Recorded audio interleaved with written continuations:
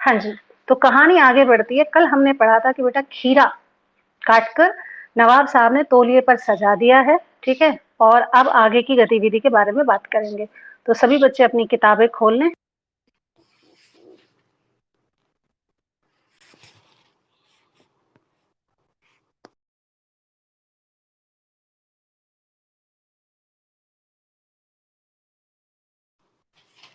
हाँ जी, चलिए। तो नवाब साहब कहते हैं कि उन्होंने खीरा, लेखक कहते हैं कि उन्होंने खीरा काटा और तौलिए पर सजा लिया। सजाने के बाद क्या करते हैं? अब वो ये लेखक ये भी बताता है कि आप जब लखनऊ के स्टेशन पर जाओगे, तो लखनऊ के स्टेशन पर जो खीरा बेचने वाले होते हैं, वो किस तरह से खीरा बेचते हैं। वहीं क्या, कहीं पर भी चले जाइए, खीरा बेचने वालों का तरीका अलग ही होता है। खीरा हो, ठीक है, छील कर बेच रहे हो, ठीक है, स्लाइस के सलाद के रूप में। कभी कभी आपने देखा होगा मूली बेचते हैं, मसाला लगाएंगे, नींबू निचोड़ के आपको करेंगे। साथ में वो ये भी बताते हैं कि गाजर का, ठीक है, गाजर काट के छील के जब सर्दियाँ आती हैं तब, यानी खीरा, गाजर, मूली, इनकी सैलेड बनाते हैं वो लोग। तो कहते हैं हर स्टेशन पर ये चीज़ें मिल जाती हैं। तो लखनऊ स्टेशन खीरा बेचने वाले खीरे के इस्तेमाल का तरीका जानते हैं कि खीरे का इस्तेमाल कैसे किया जाए। खीरा खाने के लिए जब इस्तेमाल करते हैं तो उसको किस तरह से ऐसे बनाया जाए कि खाने वाले का जी ललचा जाए। ठीक है, क्या करते हैं वो, तरीका जानते हैं कैसे बेचना है। जैसे आपने देखा होगा, कभी बस रुक जाए तो वो पापड़ वाले आ जाते हैं, कभी मूली आते हैं, ठीक है, वो स्लाइस आपको काट के देंगे और नींबू निचोड़ के मसाला, और ऐसा जी ललचाएगा, मुंह में पानी आ जाएगा। ठीक है, तो कहते हैं ऐसे में वो इस्तेमाल का खीरा इस्तेमाल करने का तरीका जानते हैं। ग्राहक के लिए जीरा मिला नमक दे देंगे और पिसी हुई लाल मिर्च की पुड़िया भी हाजिर कर देते हैं। ये केवल और केवल आपको खीरा ही नहीं देंगे, वहाँ पर खीरा बेचने के लिए वो क्या लालच देते हैं, आपको उसमें के साथ मसाला दे देंगे, नींबू लगा देंगे, उस पर मिर्च छिड़क देंगे उसके ऊपर, और आपको बढ़िया बेहतरीन तरीके से पेश करेंगे आपके सामने। नवाब साहब ने बहुत करीने से खीरे की फांकों पर जीरा मिला नमक और लाल मिर्च की सुर्खी, सुर्खी का मतलब होता है बेटा पाउडर, ठीक है, कहते वो पाउडर उस पर बुरक दिया। यानी ऐसे ही नवाब साहब ने भी किया, क्योंकि वो तो थे ही लखनऊ के, तो उन्हें तो और भी अपनी रहीशी दिखानी थी, इसलिए उन्होंने जीरा मिला हुआ नमक और लाल मिर्च उस पर छिड़क दी। प्रत्येक भाव भंगिमा, कहते हैं उनकी जो प्रत्येक गतिविधि थी, भाव भंगिमा का मतलब है जैसा भी वो एक्शन रिएक्शन कर रहे थे, वो सब मैं देख रहा था। कौन कह रहा है? लेखक। कहते मैं वो सब देख रहा था और जबड़ों के स्फुरन से स्पष्ट था। जबड़े का मतलब, जब आप कुछ खाते हो तो जैसे मुंह बंद है, ठीक है, तो जब कोई भी बाइट मुंह में होगी या कोई भी चीज होगी तो वो आपके ये जो जबड़े हैं ये क्या करेंगे, गतिविधि करेंगे, जैसे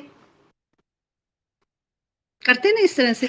तो कहते हैं इस तरह से वो कह रहा है कि जबड़ों के स्फुरन, स्फुरन का मतलब जबड़े हिल रहे थे, ऐसे खा नहीं रहा था, लेकिन ये जो गतिविधि होती है, पानी नीचे निगलना, चलाना, जबड़े चलाना, इस तरह से।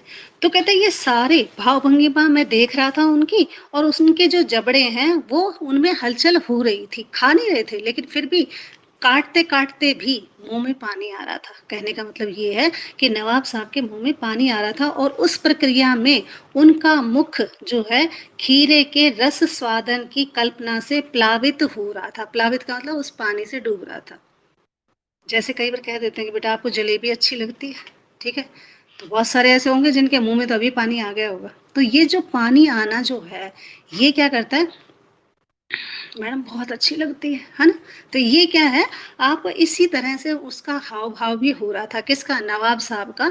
जब लेखक ने देखा कि वो खीरा जब काट रहा है तो उसके हाव भाव से मुझे ऐसा लगा कि शायद उसके मुख में खीरा खाने के लिए मुंह में पानी आ गया है, और वो पानी मुंह में घूम रहा है इधर उधर, ठीक है, मतलब कंठ से उतर रहा है। कहते हैं हम खनकियों से देखकर सोच रहे थे, कहते हैं मैं तिरछी नजरों से उसे बरकरार देख रहा था।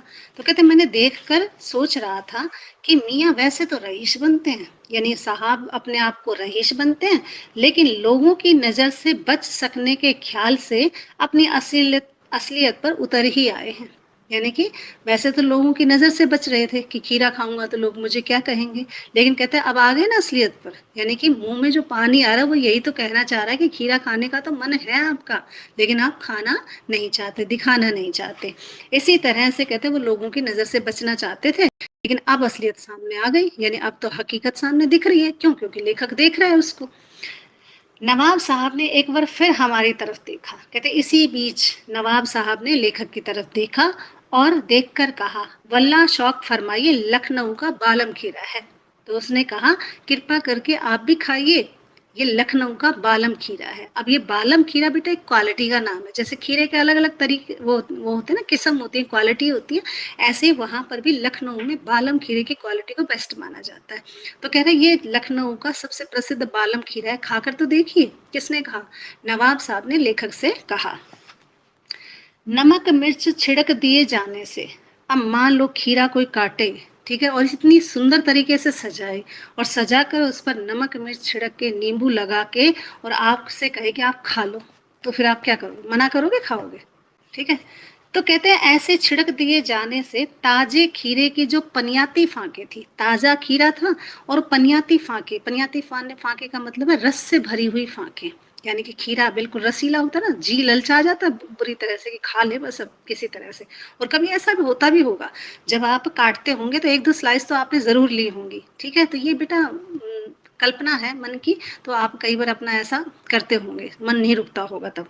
तो कहते हैं ऐसे में नमक मिर्च छिड़क दिए जाने पर ताजे खीरे की जो पानी भरी जो फांके थी, उन्हें देख कर कहते हैं मुंह में पानी तो मेरे जरूर आ रहा था। कौन कह रहा है? लेखक कह रहा है। कहते मेरे मुंह में पानी तो आ रहा था, लेकिन इनकार कर चुके थे ना, लेकिन लेखक तो मना कर चुका था।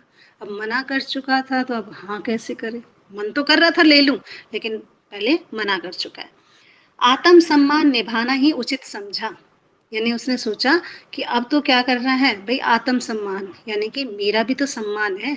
अगर मैं कह दूंगा मुझे खाना है, तो नवाब साहब क्या कहेंगे, पहले क्यों नहीं, पहले पूछा था जब क्यों मना कर दिया? आया ना असलियत में, खा लिया ना। तो इसलिए शायद उसे लगा कि मेरा अपमान हो जाएगा अगर मना करने के बाद में अगर मैं खा लूंगा तो कहते आत्म सम्मान निभाना ही उचित समझा। फिर उत्तर दिया लेखक ने, शुक्रिया, कि धन्यवाद आपका, इस वक्त तलब महसूस महसूस नहीं हो रही है, कि इस समय, तलब का मतलब होता है इच्छा, महसूस नहीं हो रही, यानी ऐसा नहीं लगता कि मुझे खाना चाहिए। कहते मेरी इच्छा नहीं है, प्लीज मेरा मतलब खाने का मन नहीं है, इस तरह से लेखक ने कहा।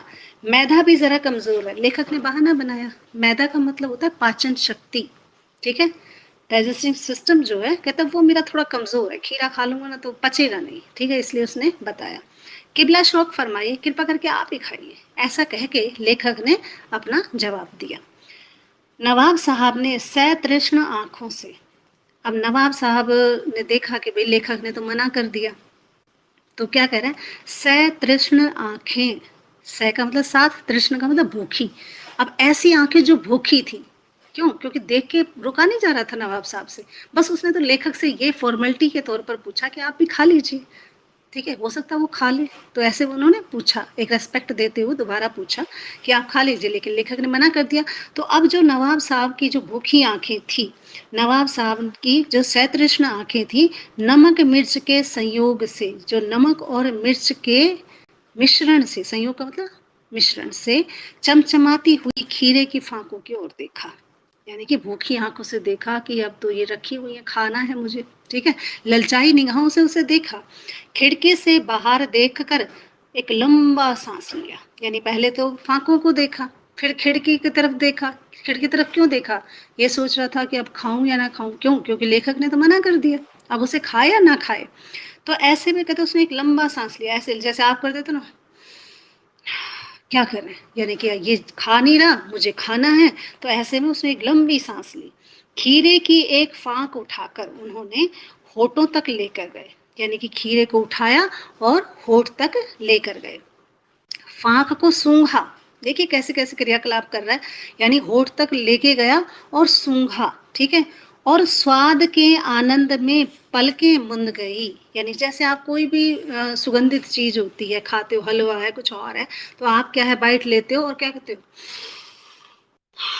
ऐसे मतलब आंख बंद करके उसका आनंद लेते हो आप, है ना, ऐसा लगता है जैसे बहुत आनंद आ रहा है आपको। तो ऐसे ही लेखक नवाब साहब ने भी खीरे की फांक को सूंघा और आंख बंद करके उसका आनंद लेने की कोशिश की और लंबी सांस छोड़ दी, ठीक है। और क्या हुआ, मुंह में पानी भर आए, सॉरी, मुंह में भर आए पानी का घूंट गले में उतर गया।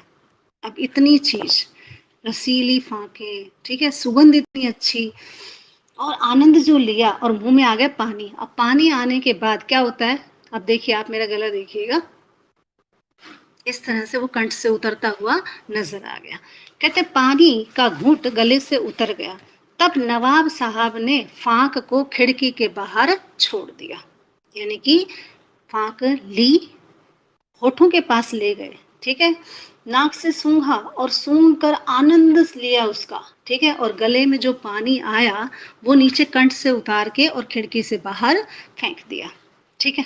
क्या किया, खिड़की से बाहर फेंक दिया। नवाब साहब खीरे की फांक नाक के पास ले जाकर वासना से रस संवादन करके, यानी इच्छा से ही कि बस, फिर फेंक दी, फिर उठाई, फिर फेंक दी और फिर उठा दी। कहते ऐसे कर करके उन्होंने खिड़की के बाहर सारी फांके फेंक दी, ठीक है, खिड़की के बाहर फेंकते चले गए। नवाब साहब ने खीरे की सब फांकों को ऐसे ही करके खिड़की के बाहर फेंक कर तौलिए से हाथ और होठ पूछे। अच्छा, हाथ और होठ हम कब पूछते हैं, तभी तो पूछते होंगे ना जब हमें ये लगे कि हाँ भाई हमने खाना खाया है। खाना खाते हैं तब क्या करते हैं, हम हाथ पूछते हैं, भाई गंदे हो गए होंगे। होठ क्यों पूछते हैं, भाई कुछ लग ना गया हो, ठीक है। लेकिन आप ये सोचिए कि नवाब साहब ने कुछ खाया ही नहीं, ठीक है, कुछ मतलब टच ही नहीं किया या मुंह के में बाइट ही नहीं ली खीरे की, तो फिर उनको क्या लगा होगा होठों पर। देखिए ना, मैंने बताया कि नवाब साहब कितना बनावटी दिखावा कर रहे हैं कि देखिए हम कैसे बना, मतलब ऐसे लेके खाया, खाने के बाद उसे छोड़ दिया, ठीक है, और होठ भी पूछ रहे हैं, यानी कि कुछ खाया नहीं, ऐसे ही मतलब झूठ मूठ में होठ भी पूछने का नाटक कर रहे हैं। होठ पूछ लिए और गर्व से गुलाबी आंखों से, यानी गर्व से गुलाबी आंखें का मतलब अभिमान से भरी हुई आंखें, कि देखा हमने खा लिया, ऐसा महसूस की हुई आंखों से, लगता है ना जैसे आप भी कोई अच्छा सा काम कर दो, कोई बंदा कर नहीं पाए तो आप कहते देखा हमने कर दिया, ठीक है। तो ऐसे ही उन्होंने भी गर्व से गुलाबी आंखों से हमारी ओर देखा, लेखक की तरफ देखा, और मानो ये कह रहे हो, कहते ऐसा लगता है जैसे मन ही मन में मुझे कुछ कह रहे थे। क्या कह रहे थे, ये है खानदानी रईसों का तरीका, कि देखा खानदानी जो नवाब होते हैं, जो रईस होते हैं ना, वो ऐसे खाते हैं खीरे को, ठीक है। और हम क्या करते हैं, छीला ना छीला और मुंह में बाइट लेके चल देते हैं, चलते फिरते खा लेते हैं। लेकिन उनका तरीका देखिए, आया नहीं, पहले काटा है, छीला है, नमक मिर्च छिड़का है, उसके बाद सूंघ कर फेंक दिया, ठीक है, और ये दिखा रहे हैं कि हमारे खानदान में ऐसे खाए जाते हैं खीरे, ठीक है। नवाब साहब खीरे की तैयारी और इस्तेमाल से थक कर लेट गए। ओहो, यानी नवाब साहब ने जो खीरे की जो तैयारी की थी उससे थकावट और हो गई उनके शरीर में, ठीक है। और इस्तेमाल करने के बाद ऐसा लगा जैसे आप खाना खा लेते हो ना और पेट भर जाता है, जैसे बहुत थक गए हो और रेस्ट करते हो, इसी तरह से नवाब साहब ने भी खीरे की तैयारी से और उसके इस्तेमाल करने से ऐसा लगता है जैसे उन्हें बहुत ज़्यादा थकावट हो गई हो और थक कर लेट गए, ठीक है। हमें तस्लीम में सिर खम कर लेना पड़ा। तस्लीम का मतलब होता है सम्मान। कहते ओहो इतना सम्मान करते हो, कहते हैं सम्मान यानी कि आपका धन्य, जैसे आप नहीं कहते ओहो बड़े धन्य हो आप, तो यानी आप सिर झुका, ओ मैडम ये तो बड़ा महान है, ठीक है। तो ऐसे ही कहते ओहो इतने महान, कहते मुझे तो सिर झुकाना पड़ा उनके सामने, ओहो धन्य हो आप भी, ऐसे लोग भी होते हैं।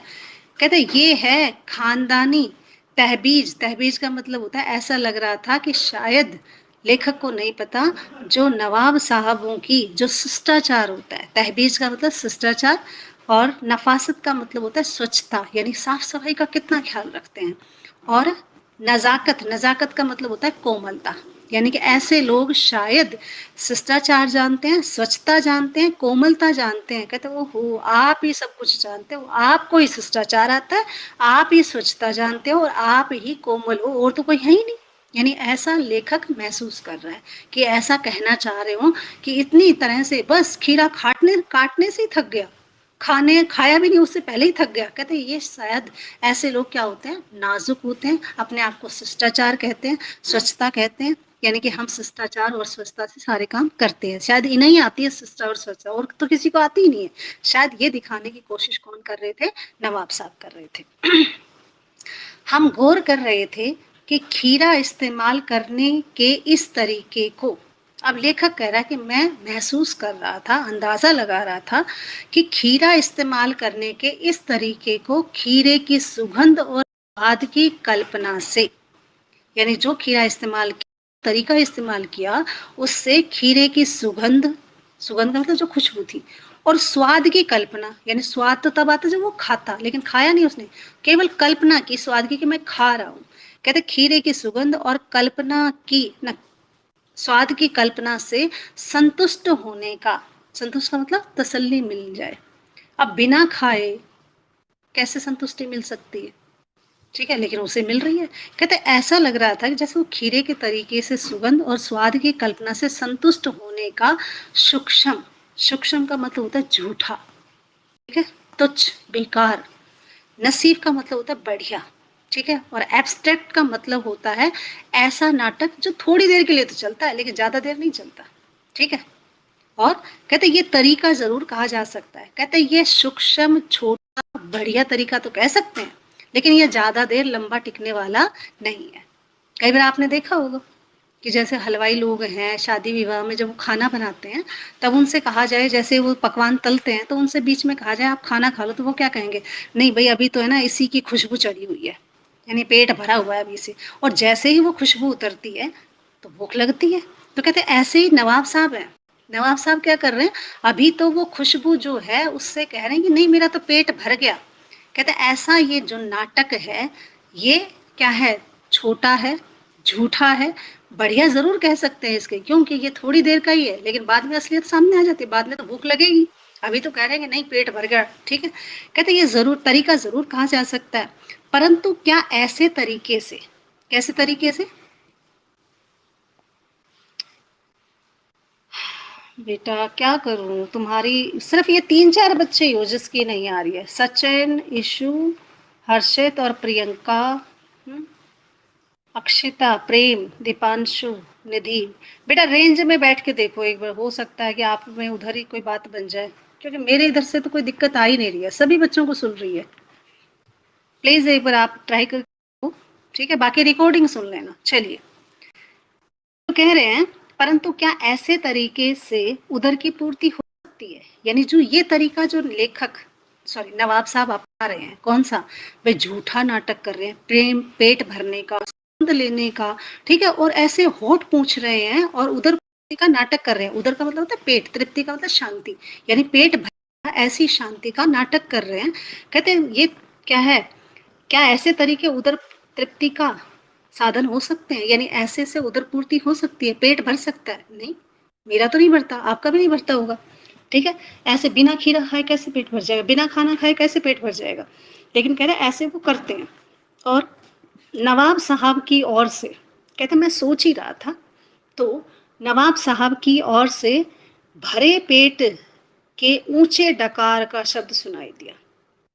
कहते मैं तो अभी सोच ही रहा था कि बिना खीरा खाए पेट कैसे भर लेते हैं ये, लेकिन कहते इतने में ही ऐसी आवाज उन्होंने निकाली नवाब साहब ने, कैसी, जैसे पेट भर जाता है ना तो ऊंची डकार आती है, ठीक है, पेट भर जाता है ऊंची डकार आती है, वैसा शब्द सुनाई दिया।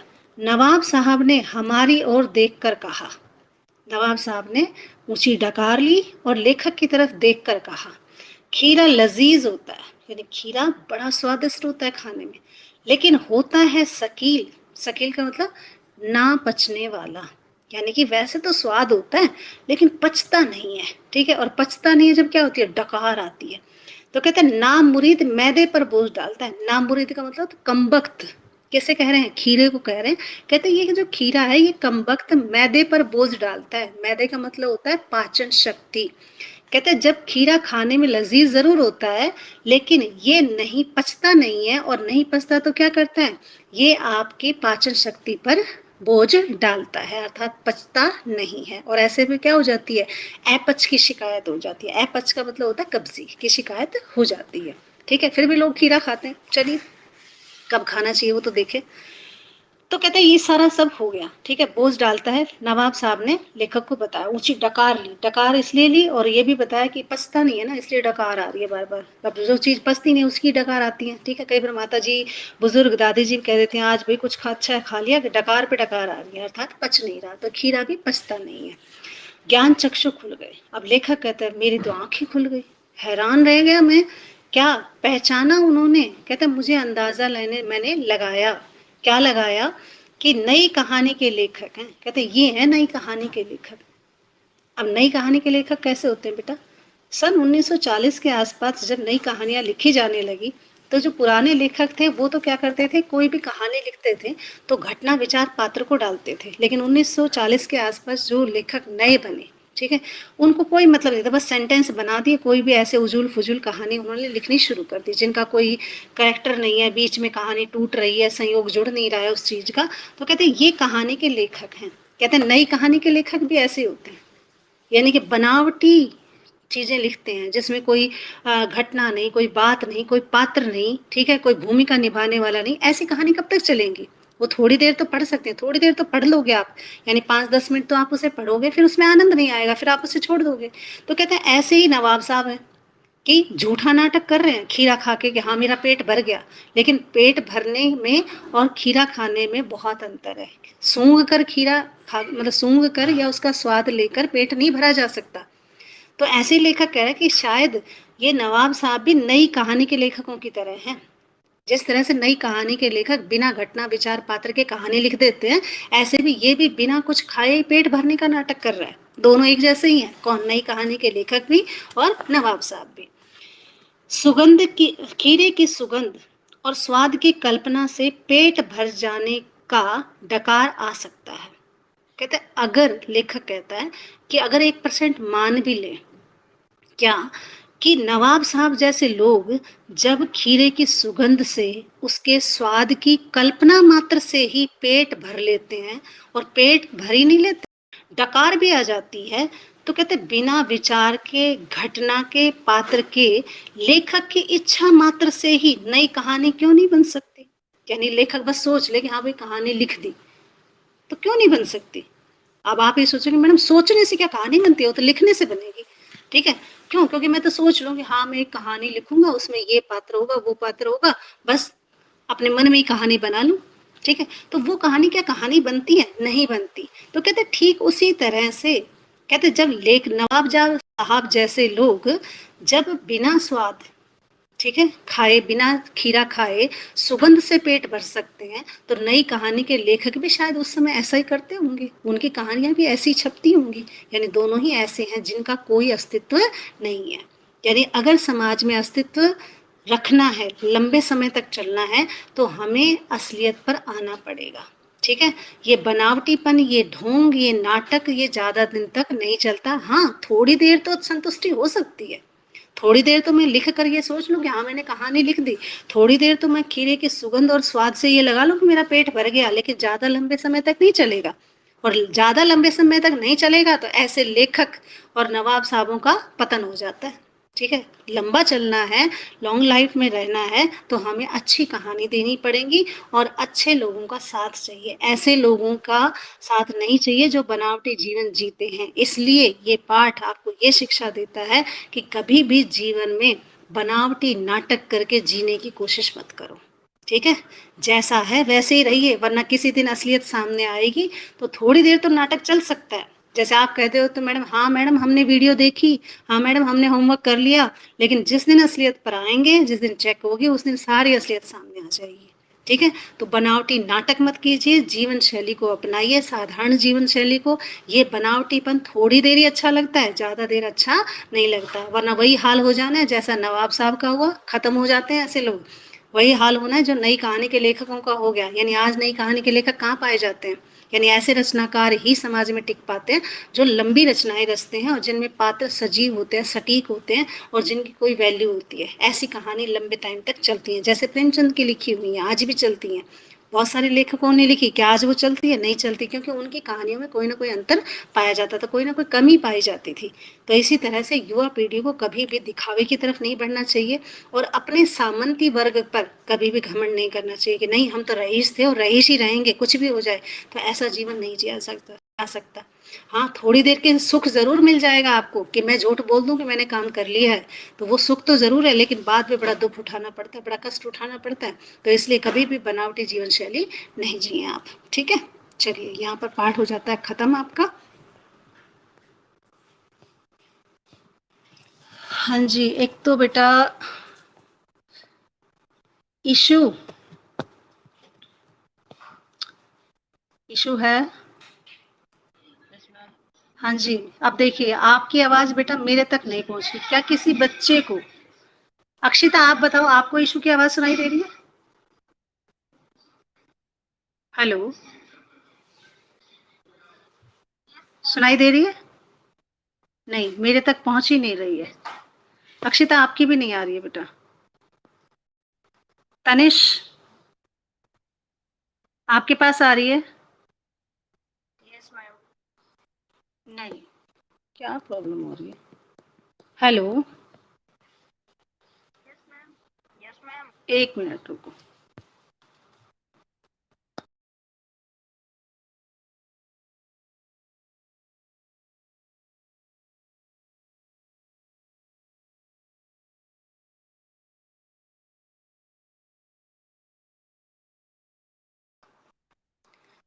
हाँ जी बेटा, अब आ रही है?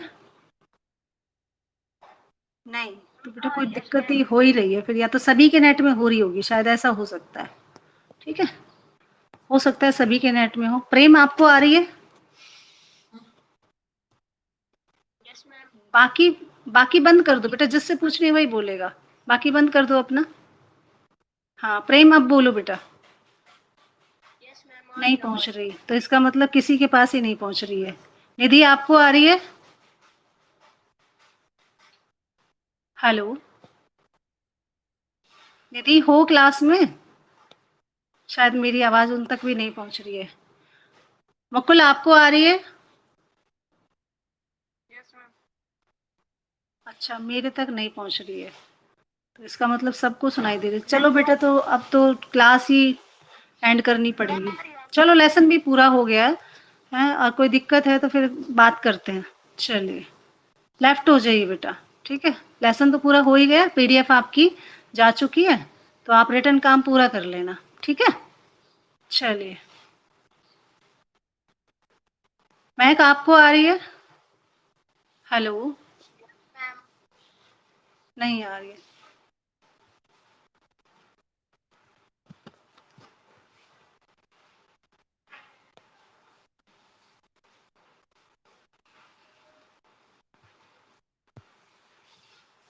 मैम यहाँ नेट की शायद हो सकता है कोई दिक्कत हो रही है।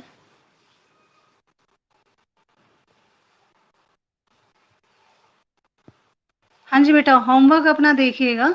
आप इस लेसन को पूरा पढ़िएगा जितना आज पूरा हो गया है, और इसकी पीडीएफ आपकी जा चुकी है, उसे आपने राइट करना है। ठीक है, ओके बच्चे। नेट नहीं काम कर रहा है, लेफ्ट हो जाइए प्लीज़।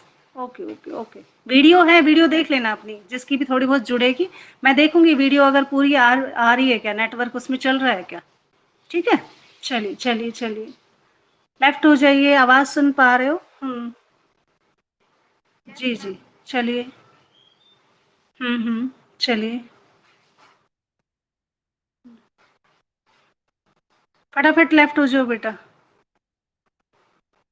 नेट नहीं काम कर रहा है। चलिए, ओके।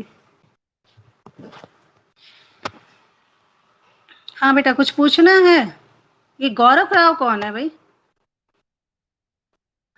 हाँ जी, स्नेहल क्या पूछना है? चलो, कौन जुड़ गया?